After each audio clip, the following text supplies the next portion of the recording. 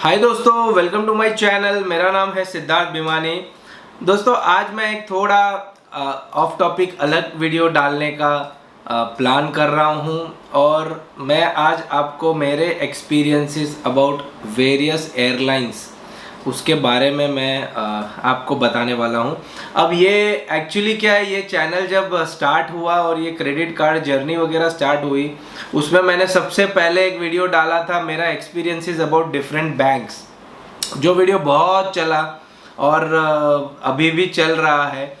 तो मुझे ऐसे ही सूझा कि 2022 में मैंने बहुत अच्छा ट्रैवल किया हुआ है और जो मैंने ट्रैवल किया है उसमें एक स्पेसिफिक एयरलाइन में मैं नहीं गया हूँ, डोमेस्टिक बोल रहा हूँ, अलग अलग एयरलाइंस से मैं गया था इनवेरिएबली। और उसके सारे एक्सपीरियंसेस थोड़े अच्छे हैं, थोड़े बुरे हैं, वो सारी चीज़ें मैंने सोचा कि आपको एक क्यूरेट करके बताता हूँ, क्योंकि आप अगर नेक्स्ट फ्लाइट जब बुक करने का प्लान कर रहे हैं तो आपको एक इसमें से आइडिया आएगा कि कौन सी करनी चाहिए और क्यों करनी चाहिए। तो दोस्तों, अभी तक तो मैंने पॉइंट्स को एयरलाइंस में, एयर माइल्स में कन्वर्ट किए हुए नहीं है। इसका रीज़न ये है कि मैं एयर माइल्स को कन्वर्जन या पॉइंट्स को एयर माइल्स में कन्वर्जन में इतना फार नहीं रहता हूँ। मैं एरोप्लेन की टिकट जो है हमेशा ट्रैवल एजेंट से ही बुक कर लेता हूँ, क्योंकि जैसे होटल्स वगैरह में हम जब ट्रांसफ़र करते हैं तो क्या रहता है, वो या तो मिलता है या तो नहीं मिलता है। बट एयर माइल्स में हम करते हैं तो कभी कभी एक ही टिकट मिलता है, कभी कभी दो ही मिलते हैं, आपके पास उतने ही पॉइंट्स रहते हैं, फिर तीसरा आपको कहाँ से बुक करना पड़ता है। और दूसरा, मैं ऐसा हूँ मैं कि ठीक है, एयरलाइंस हो गया या बुक माई शो से टिकट हो गया, जिधर मैं मेरी फैमिली को लेके जा रहा हूँ उसमें मैं बाइफरकेशन और वो सारी चीज़ें करने में मैं मानता नहीं हूँ। हाँ, होटल्स वगैरह में मैं रिडीम करता हूँ।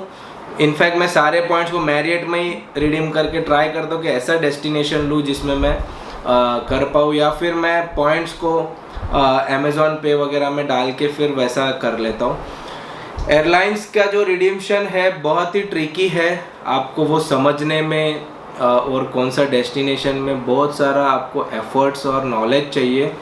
प्लस डेस्टिनेशंस भी ऐसे चूज़ करने पड़ते हैं जो एयरलाइन स्पेसिफिक हो, जिसमें मैं बिलीव नहीं करता हूँ। हमको जिधर जाना है उधर पे कोई ऑफर्स मिल रहे हैं तो ठीक है, 3-4 डेस्टिनेशंस चूज़ करके ऐसा लग रहा है कि अब ये इसमें ये एयरलाइन का बेनिफिट है तो भी ठीक है। बट मैं सिंगापुर गया था, मुझे एयर माइल्स से बुक करने का ऑप्शन भी था, बट मैंने वो नहीं किया। मैंने सीधा 3 टिकट प्रॉपरली बुक कर दिया, क्योंकि अगेन वो एयर माइल्स से बुक करना इतना आसान नहीं होता है। भले आप ये चीज़ से मेरे से डिसएग्री करिए, बट ये मेरा पर्सनल एक्सपीरियंस है। तो दोस्तों, एक चीज़ मैं आपको ये बता रहा हूँ कि आप जब एयरलाइन बुक करते हैं तो उसमें कॉरपोरेट ऑफ़र करके एक ऑप्शन रहता है। तो अगर आप मेक माई ट्रिप वगैरह से बुक करते हैं तो मोस्टली ये ऑफ़र मिलता नहीं है। तो आप एक कोई भी ट्रैवल एजेंट पकड़िए। मुझे पूछेंगे तो हमेशा मैं आपको बोलूँगा कि एयरलाइन की टिकट जो है वो ट्रैवल एजेंट से ही बुक करिए, क्योंकि उसमें आपको कॉरपोरेट ऑफ़र मिलता है और कॉरपोरेट ऑफ़र में आपको फ्री सीट मिलती है, फ्री मील मिलती है और free cancellation with a nominal charge मिलता है। ये 3 चीज़ बहुत ज़रूरी है, क्योंकि जब भी आप एयरलाइन का बुकिंग करते हैं और अगर आप छोटे बच्चे के साथ है, जैसे कि मेरी डॉटर है, तो वो एक फ्लेक्सिबिलिटी हमेशा होनी चाहिए कैंसलेशन की, मील्स की वगैरह वगैरह। तो बुकिंग आपको कैसे करनी है और कॉरपोरेट ऑफ़र लेना है, ये मैंने आपको बताया। अब आप बोलेंगे कि कॉरपोरेट ऑफ़र सर महंगी रहती है। ठीक है, कॉरपोरेट ऑफ़र महंगी रहती है। तो मैं अभी जब कश्मीर में गया और मैंने रिटर्न की, तो मैंने कॉरपोरेट फेयर में मैंने टिकट बुक की जो अराउंड 19,000 की थी, दो जन की, मेरे और मेरे डैड की। और जैसे ही मैं नियर आया, फॉर एग्जांपल मैंने 15 अक्टूबर की बुक की और जैसे ही मैं नियर आया 13 अक्टूबर तक आया, अब मुझे तो पता है मेरा कैंसिल होने नहीं वाला है, तो मैंने वो कैंसिल करा ली फ्री में। और फिर जो सस्ती वाली नॉन कैंसिलेबल मिलती है वो मैंने बुक कर ली।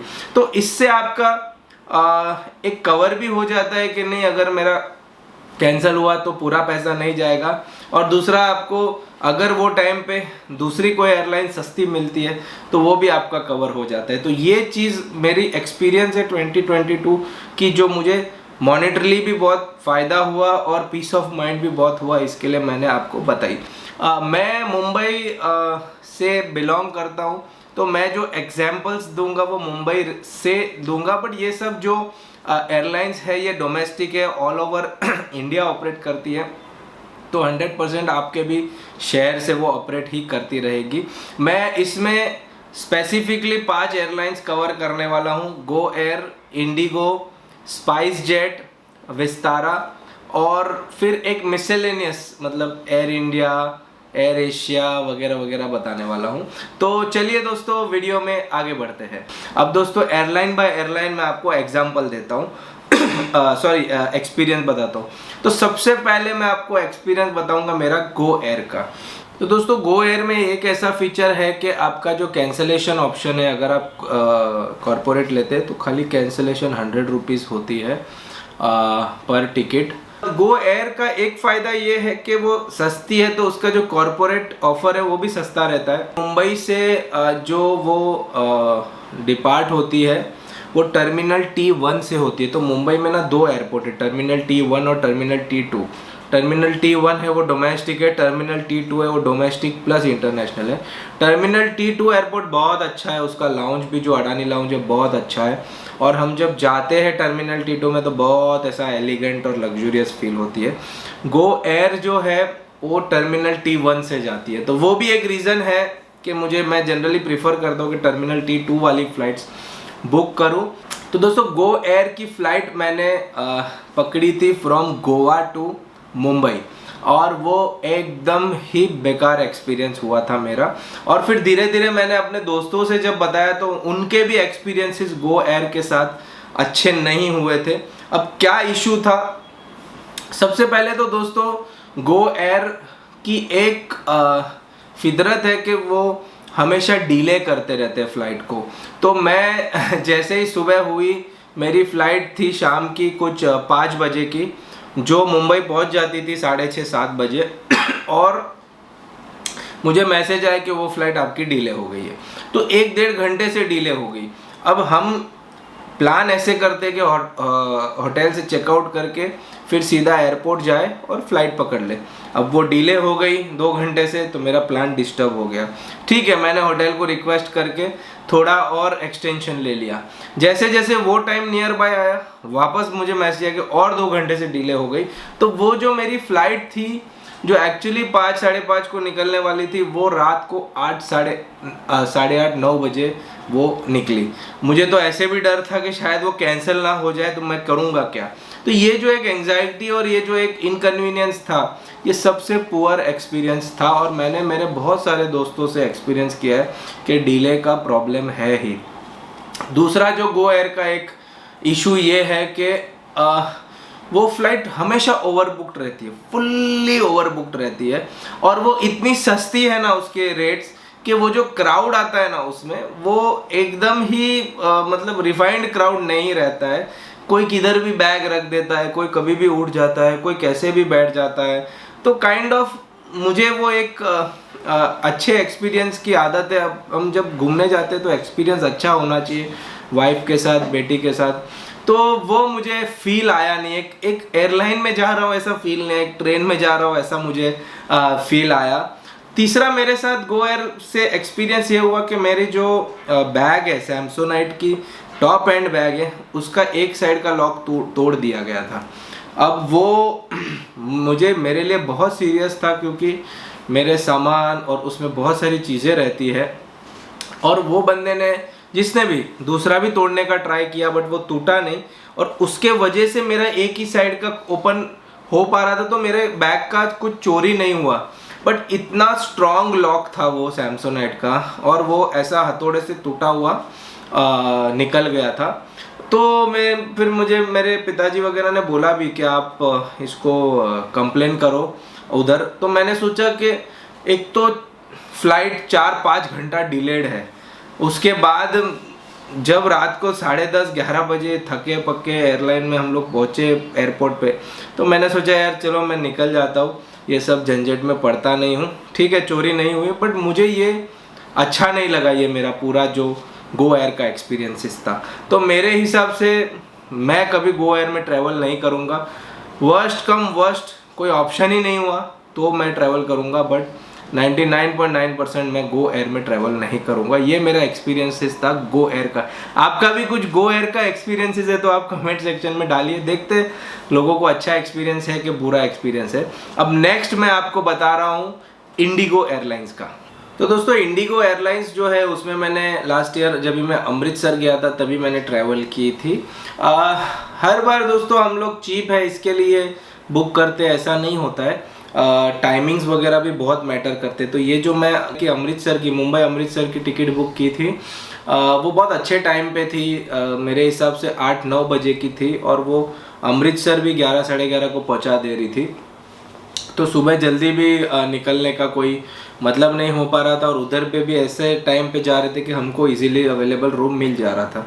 अब इंडिगो जो है वो भी एक अच्छी एयरलाइंस है, कोई ऐसा कुछ उसमें मतलब बहुत ही ऐसा कुछ अच्छा एक्सपीरियंस या out of the way experience नहीं है, बट गो एयर जैसी एकदम मुझे ख़राब एक्सपीरियंस आया है ऐसा भी नहीं है। एक डिसेंट एयरलाइन है। मुझे एक ही उसका दिक्कत है कि वो टर्मिनल T1 से जाती है, तो मैं ट्राई करता हूँ अभी के टर्मिनल T2 से जाओ, क्योंकि उधर का जो अडानी लाउंज है वो बहुत अच्छा है, और टर्मिनल T2 में MX लाउंज भी है। तो मैं ट्राई करता हूँ कि टर्मिनल T2 से जाओ। इंडिगो में भी दोस्तों कैंसलेशन ऑप्शंस अवेलेबल है कॉरपोरेट फेयर में, और वो कुछ अराउंड 500 रुपीज़ है पर टिकट। तो हम बोल सकते हैं something is better than nothing. अच्छी एयरलाइन है, मुझे कभी भी ऐसा कोई ख़राब एक्सपीरियंस इंडिगो में नहीं मिला है। उसके बाद मैं आपको नेक्स्ट बताता हूँ मेरा एक्सपीरियंस अबाउट स्पाइस जेट। अब दोस्तों स्पाइस जेट जो है मैं अभी फ़िलहाल कश्मीर गया था बिजनेस से, और उसमें मैंने स्पाइस जेट बुक की। अब ऐसा था कि दोस्तों बाकी जो एयरलाइंस थी जैसे कि विस्तारा थी कश्मीर की, वो बहुत महंगी थी और मेरे पास कोई ऑप्शन था नहीं स्पाइस जेट के अलावा। स्पाइस जेट का वो टाइम ख़राब चल रहा था जब भी बहुत सारे उनके फेलियर्स हो रहे थे, लैप्सेस हो रहे थे। तो मैं एक ऐसा सोच रहा था कि यार अपनी जान प्यारी है कि पैसा प्यारा है, बट मेरे दोस्त जो मेरा ट्रैवल एजेंट भी है उसने बताया कि नहीं ऐसा कुछ नहीं है, स्पाइस जेट से जा, कोई वांदा नहीं है। और मैं आपको बताता हूँ वो one of the best experience रहा है मेरा स्पाइस जेट से ट्रैवल करना। अब क्यों मुझे अच्छा लगा स्पाइस जेट से ट्रैवल करना, उसमें 2-3 रीज़न है। पहला तो वो टर्मिनल T2 से जाता है, दूसरा वो सस्ता है, और वो इतना सस्ता है कि वो इंडिगो और गो एयर के लाइन में आता है, उतना सस्ता है, और उसमें कॉरपोरेट ऑप्शंस भी है। बट मेन जो मुझे लगा स्पाइस जेट से जाना हमेशा चाहिए जिधर ऑप्शन है, क्योंकि वो लोग का जो प्रोग्राम है स्पाइस मैक्स करके। अब उसमें क्या होता है आप नॉर्मल टिकट ले लीजिए और आप जब उसके बाद आपको ऑप्शन मिलता है स्पाइस मैक्स में अपग्रेड करने का। वो कश्मीर के टाइम पे मेरा 1200 रुपया उन्होंने पर टिकट लिया था। खाली नहीं बोल सकते, क्योंकि आप जब 4-5 हज़ार की टिकट बुक कर रहे हो उसमें अगर आप 1200 एक्स्ट्रा दे रहे तो अच्छा खासा अमाउंट होता है। बट उसमें 2-3 चीज़ उन्होंने हमको स्पाइस मैक्स में कवर की थी। पहली बात तो मील्स, स्पाइस मैक्स में मुझे मील मिले थे। दूसरा फर्स्ट सीट, जो फर्स्ट 2 सीट्स रहती है ना, दो रो फर्स्ट सीट, वो स्पाइस मैक्स के लिए रिजर्व होती है। तो ये इतना अच्छा लगा था हमको, क्योंकि मैं और मेरे डैडी हम लोग सबसे पहले तो स्पाइस मैक्स में प्रायोरिटी चेक इन मिलता है, तो सबसे पहले हम चेक इन किए और उसके बाद फर्स्ट सीट मिली। अब वो क्या होता है, जब भी आपकी सीट पीछे रहती है तो आपको ट्रैवल करो, चलो चलो चलो, फिर टाइम निकलता है, निकलने को टाइम रहता है, चढ़ने को टाइम लगता है, वो सारी चीज़ एलिमिनेट हो जाती है। फर्स्ट बैठ जाते हैं और लेग रूम भी अच्छा खासा मिलते हैं।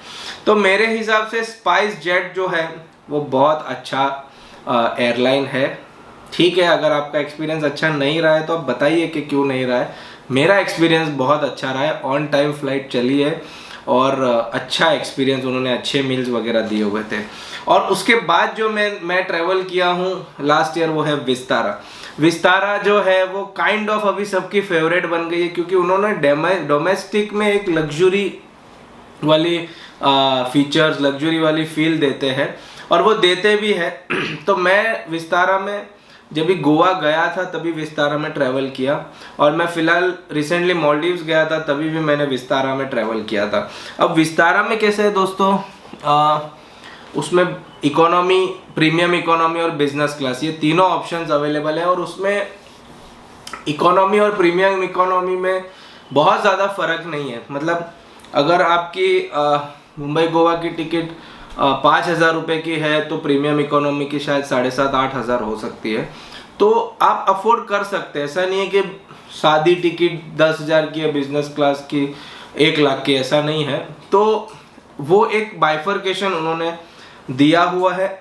दूसरा विस्तारा में दोस्तों ऐसा है कि हर एक मतलब बहुत सारे क्रेडिट कार्ड से वो को ब्रांडेड, जैसे एक्सिस विस्तारा हो गया, SBI विस्तारा हो गया, इंडसइंड विस्तारा हो गया, और उसमें भी उन्होंने एक्सिस विस्तारा में 3 वेरिएंट्स है, SBI में 2 वेरिएंट्स है।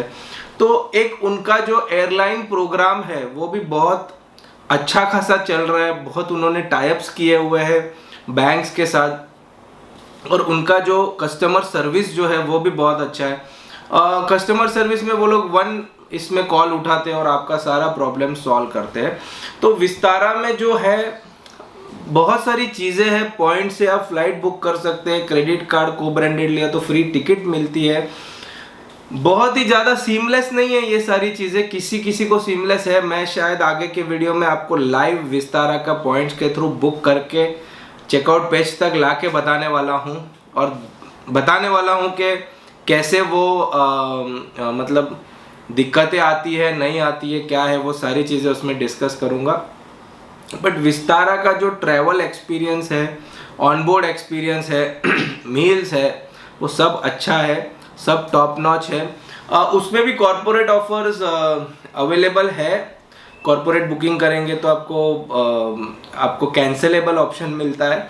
बट विस्तारा में मील्स आपको स्टैंडर्ड, आप करो ना करो, मील्स आपको बाय स्टैंडर्ड मिलता है। वो एक हम एयर इंडिया में जाते थे उसकी वो फीलिंग आती है, तो वो एक अच्छा भी पड़ता है। और मील भी जो मैंने अभी खाया एकदम गरम गरम मील था, प्रॉपर दोपहर का टाइम था तो प्रॉपर राइस, सब्जी, डेजर्ट, ब्रेड सब उन्होंने दिया था।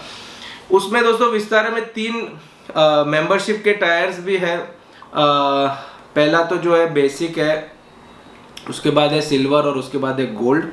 तो आप गोल्ड में आप आते हो तो अपग्रेड ऑप्शंस मिलता है, लाउंज बेनिफिट्स मिलता है, मैं इधर आपको शेयर कर देता हूँ। सिल्वर में भी आपको पॉइंट्स में कुछ एडिशंस मिलते हैं, मतलब एग्जैक्टली क्या क्या मेंबर टियर बेनिफिट्स है वो भी मैं आपको बता देता हूँ। तो ओवरऑल आप मुझे पूछेंगे कि विस्तारा कैसा है, मैं हमेशा विस्तारा ही बुक करूँगा आगे से भी। भले वो थोड़ा महंगा है, अगर आप देखेंगे तो 200-500 रुपया पर टिकट वो महंगा चार्ज करता है, बट वो कहीं ना कहीं एक्सपीरियंस, मील्स, आपका पूरा जो वे ऑफ ट्रैवल है उसमें वो कॉम्पेंसेट हो जाता है। और आप अगर बजट लेके जा रहे हो 50-60 हज़ार 1 लाख का वेकेशन के लिए डोमेस्टिक में, तो उसमें 200-500 रुपया में ज़्यादा दे के अगर आप अच्छी एयरलाइन में जा सकते हो तो मुझे लगता है जाना चाहिए। विस्तारा भी टर्मिनल T2 से ट्रैवल होता है हमारे मुंबई से, वो भी एक बेनिफिशियल चीज़ है। तो मेरे हिसाब से ये जितने भी मैंने आपको बताया, Go Air, Indigo, spice jet और विस्तारा, उसमें विस्तारा सबसे टॉप में मैं रैंक करूँगा। स्पाइस जेट सेकेंड में रैंक करूँगा ओनली बिकॉज उसका स्पाइस मैक्स है। इंडिगो और स्पाइस जेट ठीक है, बट मुझे ऑप्शन मिलेगा तो मैं स्पाइस जेट करूँगा, टर्मिनल T2 और स्पाइस मैक्स। इंडिगो थर्ड बोलूँगा और गो एयर फोर्थ। वर्स्ट कम वर्स्ट तो ही आप गो एयर लीजिए। तो ये थे दोस्तों मेरे एक्सपीरियंसेस लास्ट 2022 के एयरलाइंस के। अभी इसमें बहुत सारी एयरलाइंस डोमेस्टिक और भी है। एयर इंडिया है दोस्तों, मैं पर्सनली एयर इंडिया ट्रैवल नहीं करता हूँ। उसका रीज़न ये है कि एयर इंडिया में कैंसलेबल बुकिंग्स ऑप्शंस अवेलेबल ही नहीं है, तो मैं वो प्रीफर नहीं करता हूँ। तो एयर इंडिया मैंने ट्रैवल नहीं किया है, बट मैंने सुना है कि एयर इंडिया भी अच्छा खासा है, वो भी टर्मिनल T2 से जाता है। उसके बाद एयर एशिया है, वो मैंने ट्रैवल नहीं किया। अकाशा एयरलाइन जो नया नया अभी ओपन हुआ है, वो भी अच्छे खासे ऑफर्स थ्रो कर रहा है।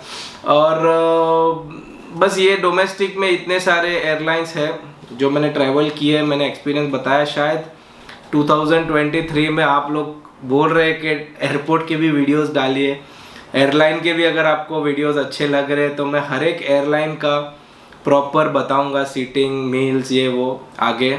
और ये नए नए जो एयरलाइन है जो मैंने ट्रैवल नहीं किए वो भी बता दूंगा। तो बताइए आपको ये वीडियो कैसा लगा है। क्रेडिट कार्ड से कुछ अलग डालने का मैंने ट्राई किया है। अगर आपको ऐसे अलग अलग वीडियोस भी जानने हैं मेरे एक्सपीरियंसेस के हिसाब से तो मैं डालने के लिए तैयार हूँ। तो बस दोस्तों आज के लिए इतना ही। अगर आपको मेरा वीडियो अच्छा लगे तो प्लीज़ लाइक करिए, शेयर करिए, कमेंट करिए और प्लीज़ प्लीज़ प्लीज़ मेरे चैनल को सब्सक्राइब करिए। Bye bye, thank you.